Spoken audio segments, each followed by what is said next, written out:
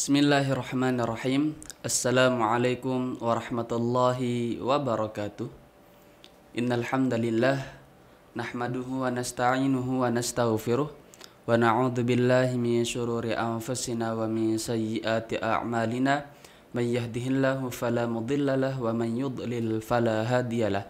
Asyhadu an la ilaha illallah wa asyhadu anna Muhammadan 'abduhu wa rasuluh. Allahumma salli ala sayyidina Muhammad wa ala ali sayyidina Muhammad. Amma ba'du. Bersyukur kepada Allah Subhanahu wa taala dengan mengucapkan alhamdulillahi rabbil alamin.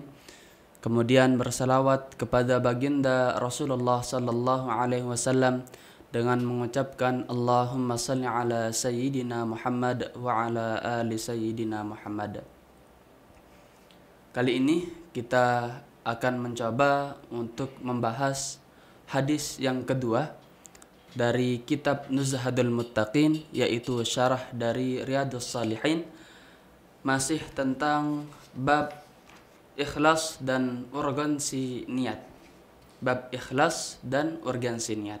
Hadis yang kedua berbunyi, Bismillahirrahmanirrahim. Wa an ummil mu'minin ummi Abdillah Aisyah radhiyallahu anha qalat qala Rasulullah sallallahu alaihi wasallam. Dari ummul mukmin, yaitu ummi Abdillah Aisyah radhiyallahu anha, dari Aisyah semoga Allah meridainya, qalat, beliau meriwayatkan, qala Rasulullah sallallahu alaihi wasallam, bahwasanya suatu ketika Rasulullah sallallahu alaihi wasallam bersabda, yaghzu jayshul Ka'bah, ada suatu pasukan tentara yang akan menyerang Ka'bah. Fa idza kanu bi bayda'a minal ardi yukhsafu bi awwalihim wa akhirihim. Maka ketika pasukan tersebut tiba di suatu tanah lapang, mereka kemudian semuanya dibinasakan oleh Allah Subhanahu wa taala. Maka Aisyah radhiyallahu anha bertanya kepada Rasulullah sallallahu alaihi wasallam. Qalat, qultu ya Rasulullah. Aisyah bertanya kepada Rasulullah, ya Rasulullah, kaifa yukhsafu bi awwalihim wa akhirihim wa fihim aswaquhum wa man laysa minhum. Ya Rasulullah, bagaimana mungkin mereka itu dibinasakan oleh Allah Subhanahu wa taala, sedangkan di antara mereka terdapat orang-orang yang hanya kemudian menginginkan untuk berdagang dan tidak menginginkan untuk menghancurkan Ka'bah. Mereka tidak menginginkan untuk menghancurkan Ka'bah, hanya mereka terlibat di sana, hanya berdiam diri saja begitu. Itu pertanyaan Aisyah kepada Rasulullah sallallahu alaihi wasallam. Maka Rasulullah sallallahu alaihi wasallam menjawab, qala yukhsafu bi awwalihim wa akhirihim thumma yub'atsuna ala niyatihim. Maka Rasulullah sallallahu alaihi wasallam menjawab, mereka dibinasakan oleh Allah Subhanahu wa taala semuanya, akan tetapi nanti mereka akan dibangkitkan berdasarkan niat mereka masing-masing. Jamaah yang dirahmati oleh Allah Subhanahu wa taala, setidaknya ada 3 poin besar yang perlu kita cermati dalam hadis ini. Yang pertama adalah perhitungan kebaikan dan keburukan kita itu berdasarkan dari niat kita yang kita tanamkan dalam hati kita. Hal ini juga selaras dengan sabda Rasulullah sallallahu alaihi wasallam ketika orang wa man kanat hijratuhu lid-dunya yusibuha aw imra'atin yankihuha fa hijratuhu ila ma hajara ilaihi. Dikatakan di dalam hadis yang pertama itu adalah ada orang yang berhijrah. Hijrah ini bukan perkara yang mudah, jamaah yang dirahmati Allah Subhanahu wa taala.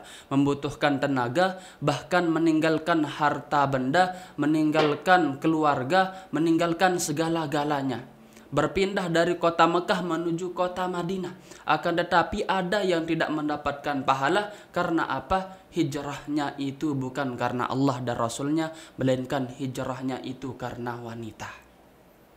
Maka yang perlu kita tanamkan, jamaah yang dirahmati Allah Subhanahu wa taala, itu adalah sekali lagi mari kita luruskan niat kita.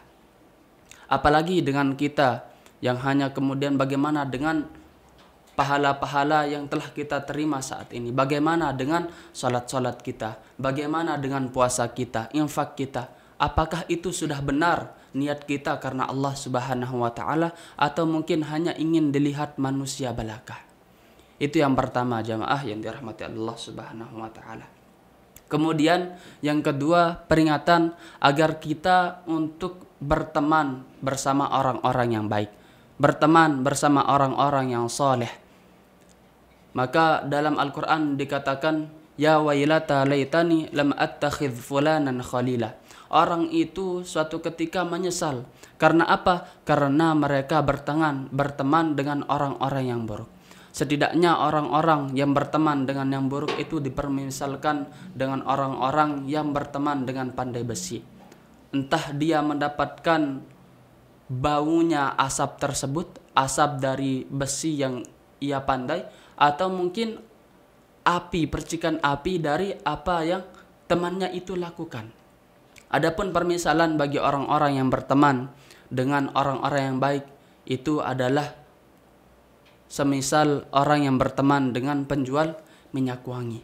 Entah dia mendapatkan wangi yang harum atau kemudian diberikan wangian itu sekalian oleh temannya tersebut. Dan yang ketiga, jamaah yang dirahmati Allah Subhanahu wa taala, yaitu adalah agar kita menegakkan amar ma'ruf nahi munkar.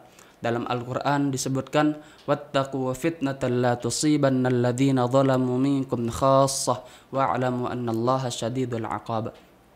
Jangan kalian kira bahwa fitnah, bahwa azab Allah Subhanahu wa taala hanya akan menimpa bagi orang-orang yang zalim. Akan tetapi kita juga bisa kena. Karena apa? Sebagaimana dikatakan dalam hadis tersebut, wa fihim aswaquhum man laysa minhum. Ada orang-orang yang hanya berdagang, ada orang-orang yang hanya diam akan tetapi ikut dibinasakan oleh Allah Subhanahu wa taala. Karena apa? Karena mereka diam terhadap kemungkaran-kemungkaran, terhadap kemaksiatan-kemaksiatan yang mereka lakukan. Maka oleh karena itu jamaah yang dirahmati Allah Subhanahu wa taala, 3 poin tersebut yaitu meluruskan niat, kemudian memilih teman yang baik, dan kemudian menegakkan amar ma'ruf nahi munkar. Semoga kita bisa menegakkannya, semoga kita melaksanakannya dalam setiap kehidupan kita. Amin ya rabbal alamin. Semoga bermanfaat. Mari kita tutup dengan bacaan hamdalah dan doa kafaratul majelis. Alhamdulillahi rabbil alamin. Subhanakallahumma wa bihamdika asyhadu an la ilaha illa anta astaghfiruka wa atubu ilaik. Wassalamualaikum warahmatullahi wabarakatuh.